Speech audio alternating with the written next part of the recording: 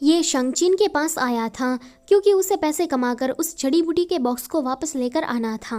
चीन उसे कहती है कि तुम इन कपड़ों में बहुत ही ज्यादा प्यारे लग रहे हो, क्या तुम मेरे लिए काम करोगे? तो वो कहता है कि नहीं, मुझे पता है कि तुम्हें ऐसा लगता है कि मैं सफेदी की चमकार की टक्कर का हूँ, इसलिए तुम मुझे काम पर रखना चाहती हो, लेकिन मैं तुम्हारे लिए रोज काम नहीं कर सकता, बस आज के दिन ही काम करूंगा, लेकिन बदले में तुम्हें मुझे मोटी रकम देनी होगी। चीन उसे कहती है कि ये तो तुम्हारी परफॉर्मेंस पर ही डिपेंड करेगा कि तुम्हें कितने पैसे मिलेंगे। एक फ्लैशबैक में हमें दिखाया जाता है कि ये सफेदी की चमकार काम करने में कुछ ज्यादा ही नखरे दिखा रहा था। वो चीन से कहता है कि तुम मुझे ज्यादा पैसे दो वरना मैं काम नहीं करूंगा, तुम मेरी ये वो फलाना ढिमका शर्तें पूरी करो वरना मैं काम नहीं करूंगा। चीन उसकी इन बातों से पक रही थी कि तभी ही एक सर्वेंट आकर कहता है कि यहाँ पर युनग्वे आया है। ये सुनकर चीन बहुत ही ज्यादा खुश हो जाती है और इस सफेदी की चमकार के होश उड़ जाते हैं। चीन उसे कहती है कि ज्यादा नखरे मत करो और जैसा मैं कहती हूँ वैसा ही करो वरना तुम्हें रिप्लेस करने में मुझे थोड़ा सा भी टाइम नहीं लगेगा। सफेदी के चमकार कहता है कि अभी अभी मैं बहुत सारे पैसे कमाने ही वाला था, लेकिन इस युनग्वे ने आकर सब कुछ बर्बाद कर दिया। यहाँ ये शंग लड़की बनकर लिपस्टिक बेच रहा था। लड़कियों को ये लिपस्टिक बहुत ही ज्यादा पसंद आ रही थी, इसलिए वो लोग खरीदने के लिए काफी धक्का मुक्की कर रही थी।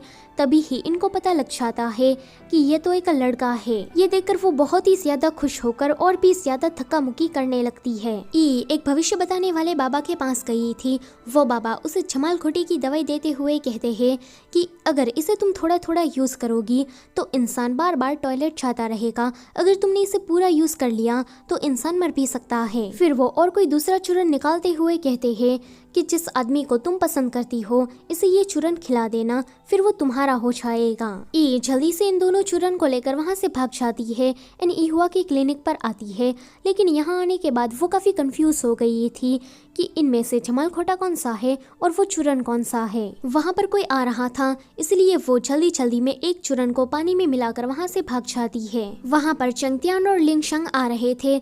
लिंगशंग उस चूरन को देखकर उसे चाटने लगता है एंड अचानक से ही उसकी पर्सनालिटी चेंज हो जाती है। वो चंगतियान को देखकर मेरा तन डोले मेरा मन डोले ऐसा करने लगता है। जैसे ही वो उसे किस करने जा रहा था कि ये सीन यहीं पर ही कट होता है। अगले सीन में लिंशन का गाल बहुत ही ज्यादा लाल था। चंतियान कहता है कि माफ करना, दोबारा मैं तुम्हें आगे से इतनी जोर से कभी भी नहीं मारूंगा। इन जो कि दूर से ये सारा नजारा देख रही थी, वो कहती है कि ये लिंशन तो सच में कबाब की हड्डी है, हर बार ये मेरा प्लान खराब कर देता है। फिर हम देखते हैं कि इहुआ उस चूरन वाला पानी पी लेती है। जब वहाँ पर ये शंग उस औषधि वाला बॉक्स लेकर आता है तो इहुआ उसके काफी क्लोज जा रही थी। वो कहता है कि ई तुम ठीक हो ना, तुम्हें क्या हो गया है? मगर इहुआ बार बार उसके क्लोज जा रही थी एंड उसे किस करना चाहती थी। ये देखकर वो उसे पानी के टब में गिरा देता है। अगले सीन में इहुआ को काफी ठंड लग रही थी।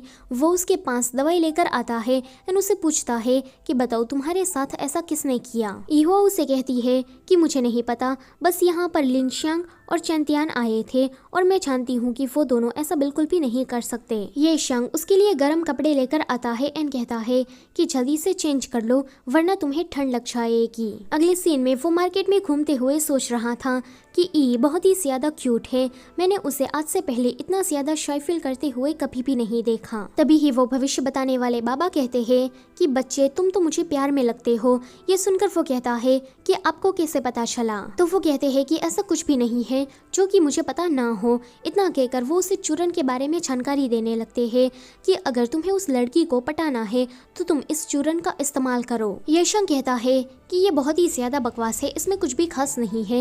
ये सुनकर बाबा उस चूरन के बारे में उसे और भी ज्यादा जानकारी देने लगते हैं। तो ये शंग को पता लग जाता है कि इसी चूरन को खाने के बाद इहुआ की वो हालत हुई थी। अगले सीन में हम देखते हैं कि ई को किसी ने पेड़ पर बांध दिया था। वो चिल्ला रही थी कि मुझे छोड़ो वरना मैं तुम्हें नहीं छोड़ूंगी। तभी ही वहाँ पर ये शंग आकर कहता है कि वो तुम ही थी ना, तुमने ही इहुआ को वो जहर दिया ना। तो ये सुनकर वो कहती है कि तुम क्या कह रहे हो, मुझे तो कुछ भी समझ में नहीं आ रहा। ये शंग कहता है कि तुम ना जानने का नाटक मत करो, क्योंकि उस बाबा ने तुम्हारे बारे में मुझे सब कुछ बता दिया है। तुम आगे से इहुआ के साथ ऐसा वैसा कुछ भी करने के बारे में सोचना भी मत, क्योंकि अभी तो मैं तुम्हें जाने दे रहा हूँ लेकिन अगली बार नहीं छोड़ूंगा। इनिन कहती है कि वो चैंतियन उसे पसंद करता है, जबकि उस ई हुआ में तो कुछ भी खास नहीं है, वो बस एक अनमैरिड बुट्टी है, इसके अलावा और कुछ नहीं। ये सुनकर ये शांग को उस पर इतना ज्यादा गुस्सा आता है कि वो उसे इसी हालत में छोड़कर वहाँ से चला जाता है। जब वो वापस घर आ रहा था तो देखता है कि डॉक्टर इनियन के हॉस्पिटल पर बहुत सारे पेशेंट आ रहे हैं।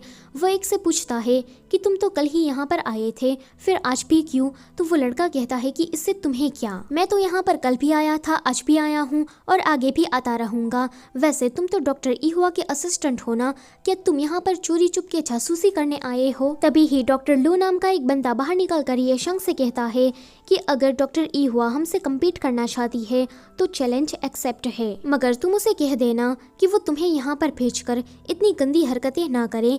ये सुनकर ये शंग को उस पर काफी गुस्सा आता है।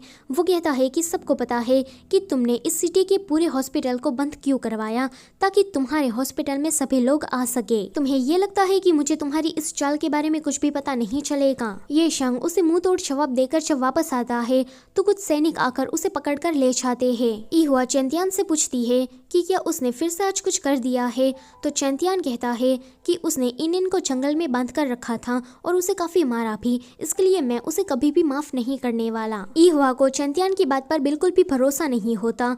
वो सोचती है कि ये शंग ऐसा बिल्कुल भी नहीं कर सकता। सो गाइस, इसी के साथ ये वाला पार्ट होता है यहीं पर ही खत्म। Don't forget to like, share and subscribe. Thank you for watching.